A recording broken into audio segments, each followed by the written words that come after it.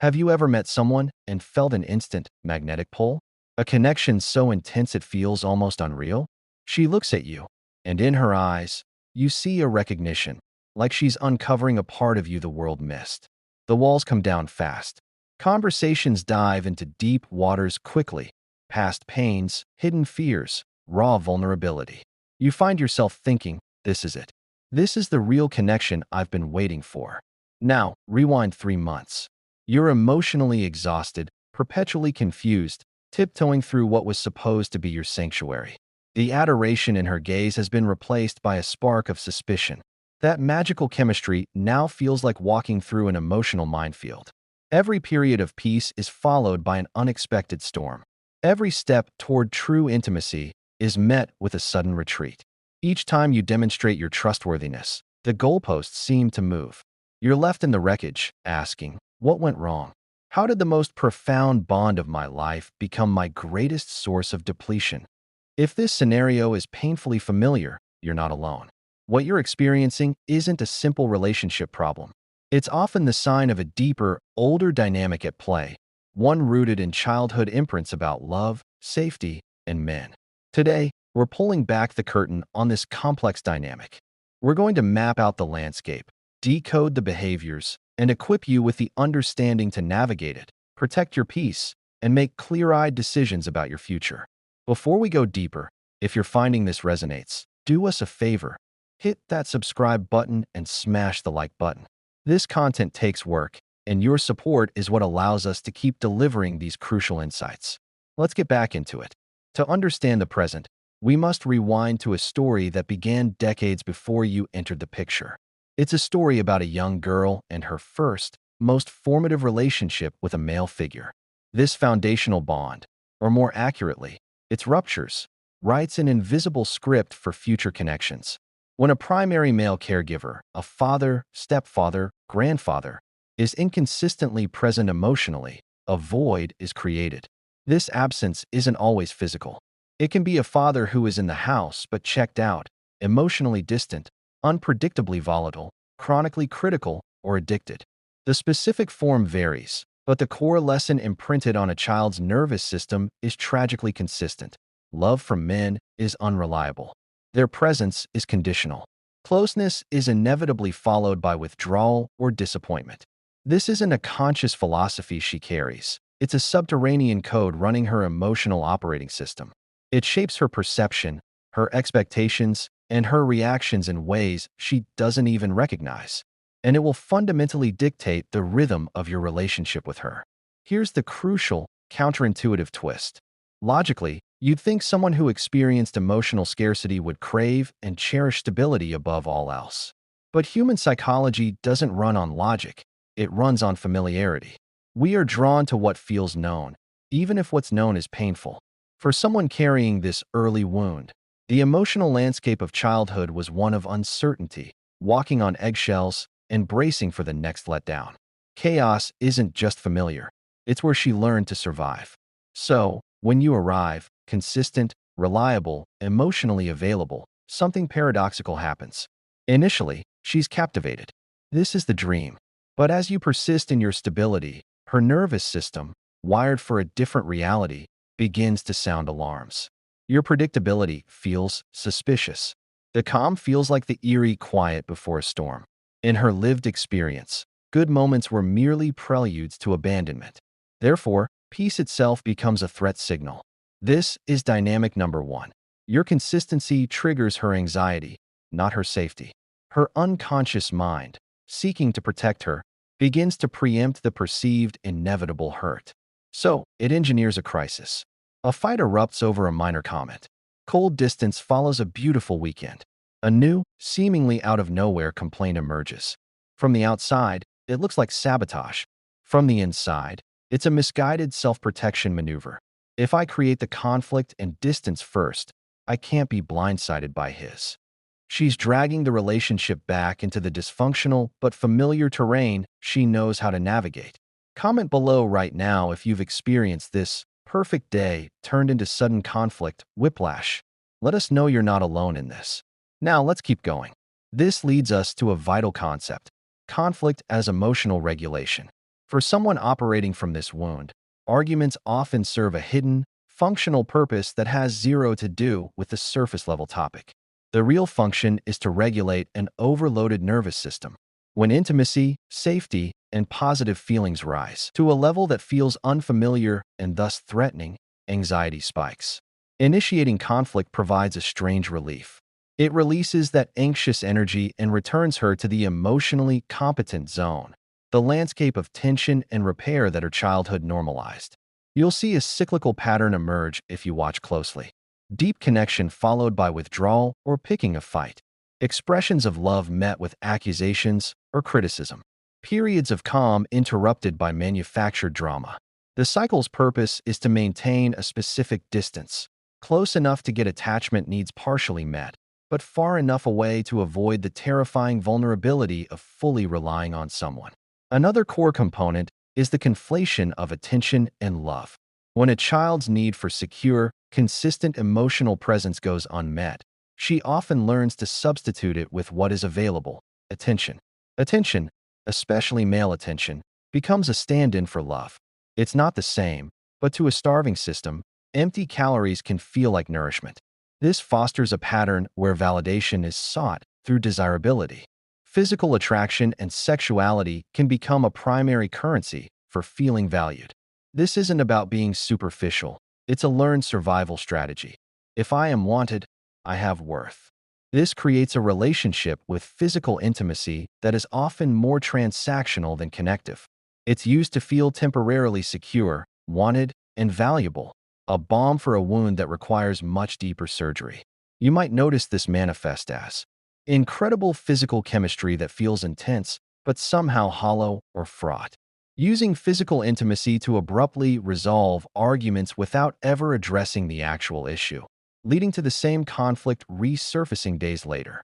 A lingering sense that she is seeking something from the intimacy that goes beyond shared pleasure or love. She's trying to fill a foundational void. Share this video with a friend who needs to see this. This knowledge could save them years of heartache. The algorithm rewards shares, so you'll be helping us reach more people. Okay, back to the breakdown. The overarching pattern of these relationships is a loop, not growth. You experience short, intense bursts of perfect connection, followed by longer, draining periods of tension, confusion, and conflict. You may break up and reconcile repeatedly, having the same core arguments with different surface details. You're not building something new, you're stuck on a merry-go-round. This is because the arguments are not the problem, they are the symptom. The real issue is the unresolved wounds need to recreate familiar dynamics. Solve one complaint, and another will emerge. The instability is the point. It's the only relational structure her nervous system recognizes as normal. This brings us to a major point of confusion for men: the chasm between words and actions. She will often say everything you want to hear. Profound apologies, heartfelt promises for change, eloquent expressions of love and future plans. And in the moment, she likely means them. But time reveals a different truth. The patterns repeat. The behaviors don't shift. The cycle continues. Patterns are more honest than promises. What a person does consistently reveals their actual capacity far more accurately than what they say passionately in a moment of remorse. This disconnect keeps men trapped, holding on to hope based on words while being eroded by contradictory actions. Now, we have to turn the lens on you. It takes two to dance this dance. Certain men are uniquely susceptible to being drawn into this dynamic, often due to their own unresolved patterns. You might be the rescuer or fixer, someone who derives a sense of purpose, identity, and worth from being needed and solving problems for others. The chaos of this relationship gives you a mission. It feels noble, like a grand act of love. But let's be brutally honest. This is often codependency disguised as devotion. By focusing all your energy on fixing her and stabilizing the chaos, you get to avoid your own internal work. Your self-worth becomes tied to her volatility. You must understand, you cannot love a wound into healing. By staying enmeshed in the cycle, forgiving without consequence, and constantly proving your loyalty through endless tests, you are not saving her. You are enabling the pattern. You are teaching her that her behavior has no cost, and you are preventing the very catalyst for change she may need. Another hard truth, the attraction mismatch. A woman shaped by this early wound is often unconsciously attracted to what feels familiar, not what is healthy. Familiar often looks like emotional unavailability, inconsistency, and volatility, echoes of her first male relationship.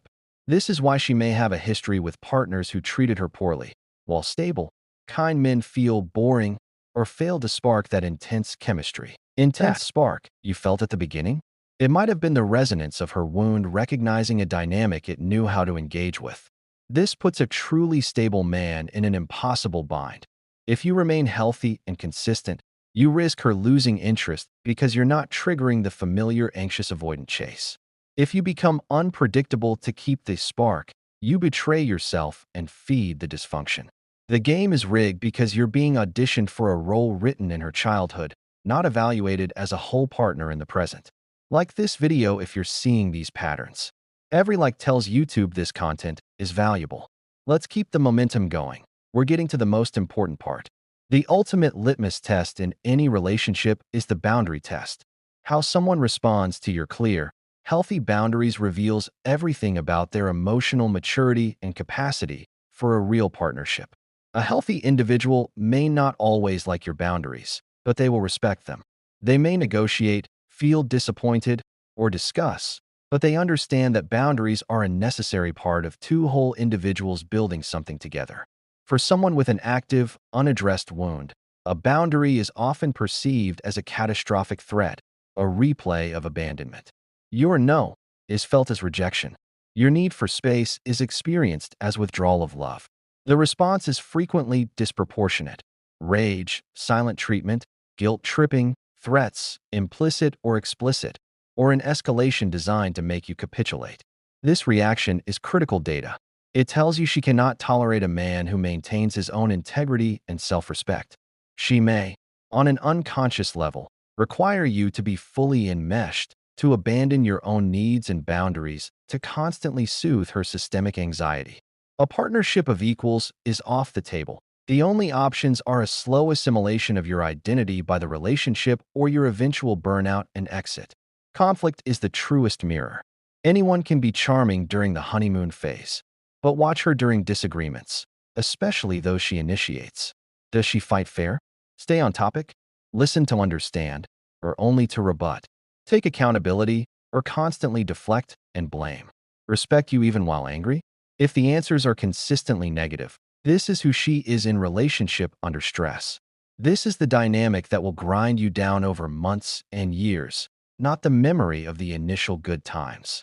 Now, let's talk about hope and pathways forward, because healing is absolutely possible. These wounds are not life sentences. People can and do evolve, but it requires specific, demanding conditions. Condition 1. Genuine, visceral recognition. She must see the pattern in herself, not as an abstract concept, but as the engine of her relational struggles. This usually requires a painful catalyst, a rock-bottom moment or consequences that can no longer be ignored. You explaining it to her rarely works. The insight must come from within. Condition 2. Action-based change, not just insight. This is the most common stumbling block. Many people develop therapy speak to explain their behaviors, but continue the cycles unchanged. Healing is a verb. It looks like catching the old impulse to pick a fight and choosing to communicate anxiety instead, tolerating the discomfort of stability without fleeing into chaos, staying present in a difficult conversation without detonating it, choosing a different response over and over until new neural pathways form. Condition 3. Structured support. You cannot think your way out of a nervous system pattern. Change requires corrective experiences within a supportive framework. Is she in consistent therapy, not just sporadically? Does she have practices, mindfulness, somatic work, journaling to manage triggers? Does she have accountability outside of you? Working on myself without structure is often just an identity statement, not actual labor. Subscribe if you haven't. We drop content like this weekly, breaking down complex relational dynamics so you don't have to navigate them in the dark. So, what does this mean for you and your decision? You cannot be her healer. Your love, as profound as it may be, is not a substitute for her own arduous, internal work. Your presence did not cause this wound. and your consistency alone cannot cure it. Believing otherwise is a recipe for resentment and exhaustion. Your power lies in making a conscious, informed choice. Option A. You are with someone who is actively in the work. She demonstrates recognition through changed behaviors, not just words. She has a support structure and shows tangible, if incremental, progress. She takes full responsibility for her triggers. This path is challenging and requires immense patience, clear boundaries on your part, and managed expectations. It is viable only if the progress is real and sustained. Option B. You are with someone who has the wound but is not doing the substantive work. She may have insight but no consistent behavioral change. The cycles repeat endlessly. Promises are made and broken. This path leads to one destination: your depletion. You will pour your energy, time, and emotional vitality into a bottomless pit. Years will pass, and you will wonder where your joy, your peace, and your self went. Your mission is not to fix her. Your mission is to 1. See the situation with unflinching clarity, free from the fog of potential and past memories. 2. Establish and hold non-negotiable boundaries that protect your mental and emotional well-being. 3. Decide, based on her demonstrable actions, not her words or your hope, whether this is a dynamic you can healthfully participate in. 4.